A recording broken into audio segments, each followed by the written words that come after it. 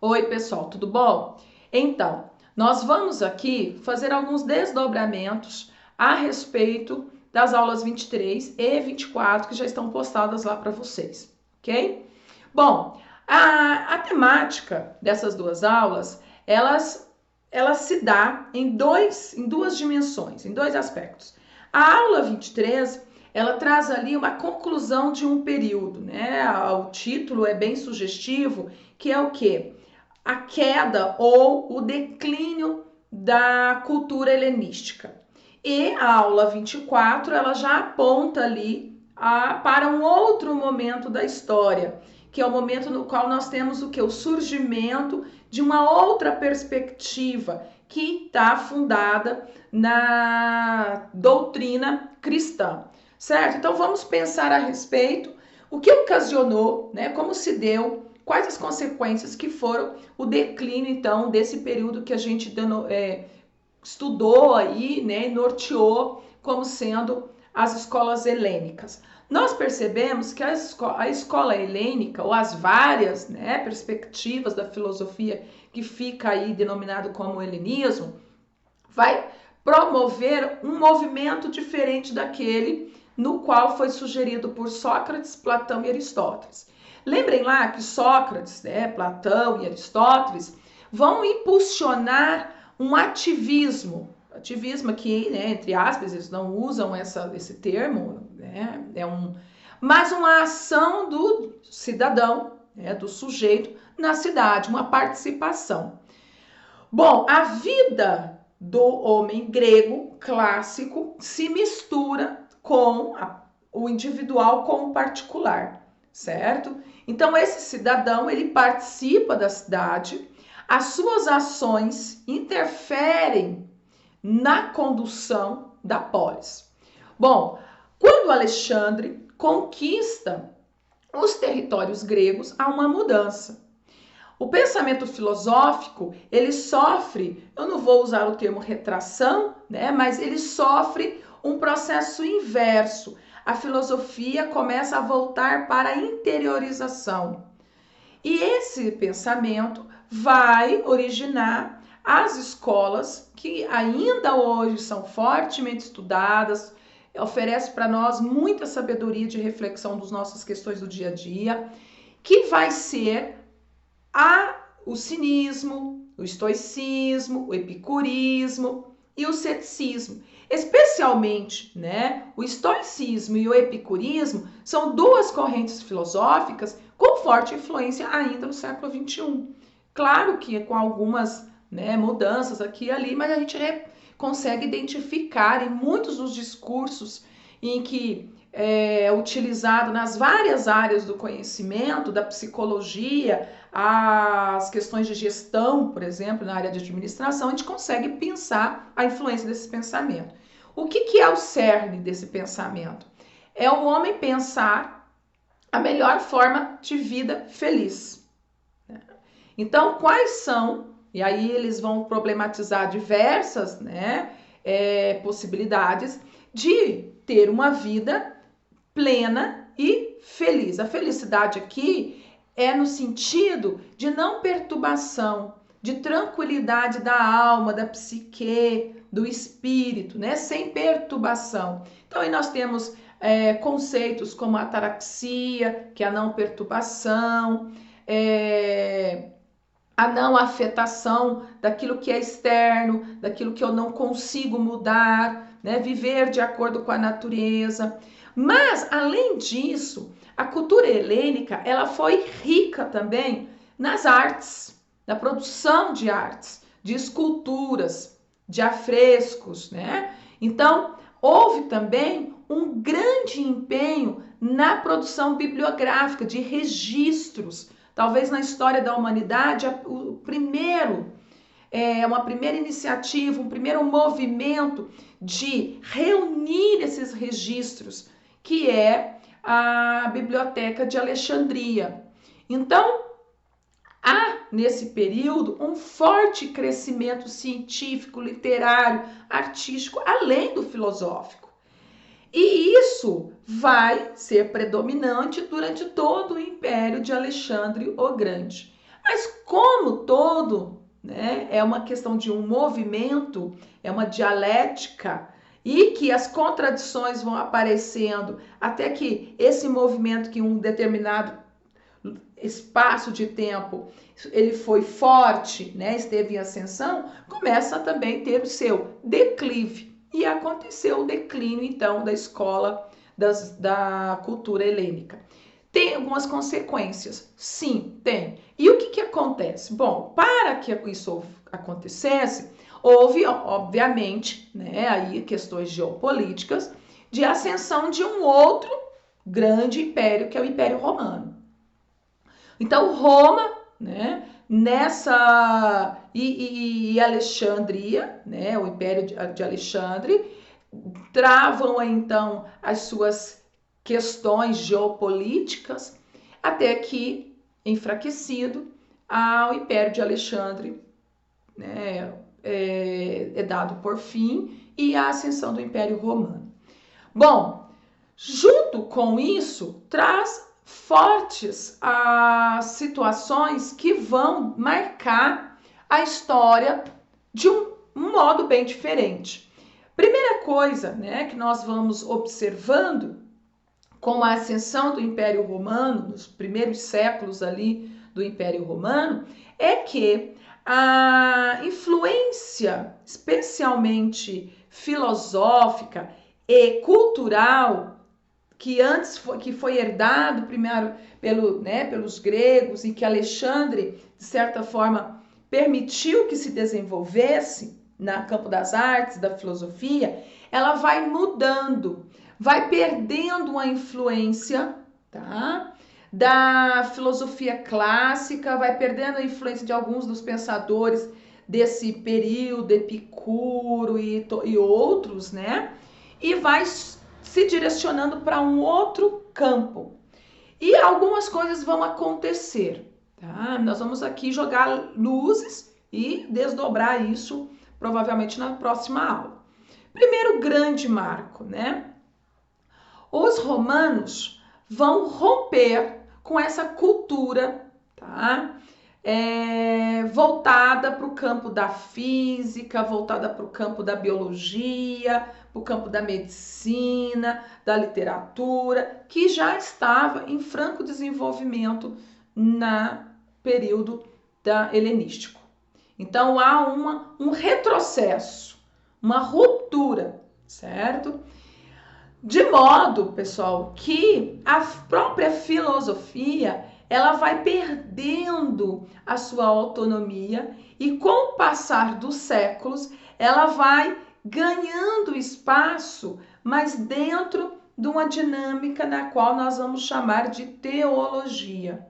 E a filosofia, então, ela começa a pensar as coisas na esfera, né, do homem, que ela sempre está voltada para as necessidades, né, do homem, perguntando quem é esse homem e como esse homem age no mundo, mas agora entra um elemento fora, externo, sobrenatural, que é o elemento divino.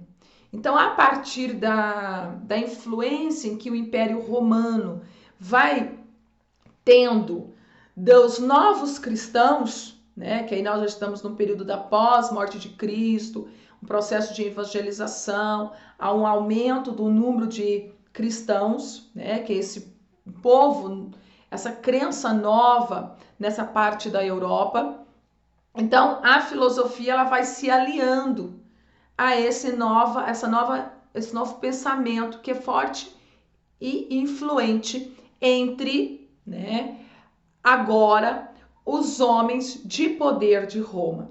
Então, à medida que ela vai interagindo com essa nova forma de compreensão do mundo, que é a teologia, que tem Deus como centro de todas as coisas, a filosofia começa também, né, fazer e desenvolver uma perspectiva teológica. E no Estado, no campo da política, Deus também se faz presente. Então aí nós temos o quê? Um Estado teocrático. A palavra teu aqui, tel, né, significa Deus. Então, Deus, tá? A ideia de Deus está, então, centrada em todas as implicações, né, sociais que vai desenrolar desde o século III e depois de Cristo até mais ou menos ali o século XI. Né? Nós vamos observar esse momento, são quase 1000 anos, né, de forte influência da perspectiva cristã no campo da ciência, no campo do conhecimento, no campo da política, né? E obviamente todas as outras áreas que parte dessas esferas, né? Dessas dimensões, vai interferir na educação, no modo de vida das pessoas. Então, esse momento aí, nós temos o quê? Nós temos como marco as ideias, né? Cristãs, bíblicas, né? Marcando fortemente um novo tempo. E aí, nós podemos perguntar assim, né? Pois bem, mas e o que acontece, né, com a filosofia? Ela vai tratar de Deus, e vai criar uma nova forma de compreensão do mundo, alguma coisa assim. Acontece uma dinâmica bem interessante. Nós vamos ter aqui dois importantes filósofos de períodos distintos. Nós vamos ter Santo Agostinho, que é no período que a gente chama de filosofia, né, patrística, que é o primeiro momento, o primeiro movimento dos filósofos e teólogos cristãos na propagação do evangelho. Então, é um processo de evangelização. Então, esses filósofos são conhecidos como os padres, né, da igreja. E Agostinho vai se destacar ao fazer uma releitura da teoria de Platão e trazer essa releitura sobre as nuances do cristianismo, que é fortemente influenciado pelas leituras também de Agostinho, do apóstolo Paulo, certo? Então a gente vai ter aí uma mescla de um platonismo, né, com uma perspectiva cristã. Agostinho, ele vai pensar ali a teoria das ideias de Platão, por exemplo, né? Mundo das ideias, mundo dos sentidos. Aí Platão vai dizer que o mundo das ideias é o mundo da perfeição, né? É onde as coisas são como são de fato, na sua totalidade, enquanto que o mundo dos sentidos é uma cópia. E aí Agostinho pega essas conotações, assim, falando de uma forma bem, né, bem simples, e transfere isso a ponto que ele vai criar duas dimensões para nós aqui. Uma dimensão, né, aparente mundo das ideias, que é a cidade de Deus, e uma dimensão do mundo dos sentidos, que é o mundo dos homens, cidade dos homens. E é uma dinâmica bem interessante, assim, para que a gente vai trabalhar isso, né, em algumas aulas e posteriormente também quando a gente for ver política e ética. É um desdobramento interessante. O outro filósofo já é de um período em que o Império Romano já, de certa maneira, está perdendo poder, já está quase que, né, completamente enfraquecido, mas ele já está caminhando ali para os seus últimos tempos, que é Tomás de Aquino. E, curiosamente, Tomás de Aquino vai fazer o quê? Ele vai fazer uma releitura de um outro importante filósofo do período clássico, que é Aristóteles. Então, ele vai trazer aquelas noções de Aristóteles, né? Lá da metafísica de Aristóteles, das 4 causas, e vai pensar a lógica da existência humana, né, da criação, a partir dessas causas. Então, há um aristotelismo em Tomás de Aquino, mas o que, de certa forma, Tomás de Aquino também faz uma releitura de Aristóteles, mas numa perspectiva teológica também, certo? Então, não se perde, né, a filosofia, o fundamento, né, da filosofia, essa relevância da filosofia clássica, mas se dá releituras, em certa medida, até desonestas, se a gente for fazer determinadas críticas, mas em certa medida, até bem instigantes e interessantes. O importante é pensar que esses dois filósofos, eles vão contribuir de uma maneira significativa para a construção de muitos dos dogmas, né, religiosos, seja para a Igreja Católica, tá? Seja para os movimentos cristãos, que depois a gente vai conhecer aí o movimento de Lutero, de Calvino, que nasce a partir desse primeiro movimento dos primeiros cristãos ali, certo? Então, aí nós vamos, nesse momento que a gente vai começar a estudar a filosofia, a gente tem esse movimento se dando, é um movimento geopolítico, mas que é dinâmico ao ponto que vai sim interferir no modo de pensar. Se interfere no modo de pensar, interfere e influencia no modo de organizar a sociedade como um todo. Vai desde a questão da religião até a questão da ciência. Então, eu espero que, né, nós possamos compreender bem esses desdobramentos que se dão, né, e que vai promover situações aí que culminam até com os nossos dias, beleza?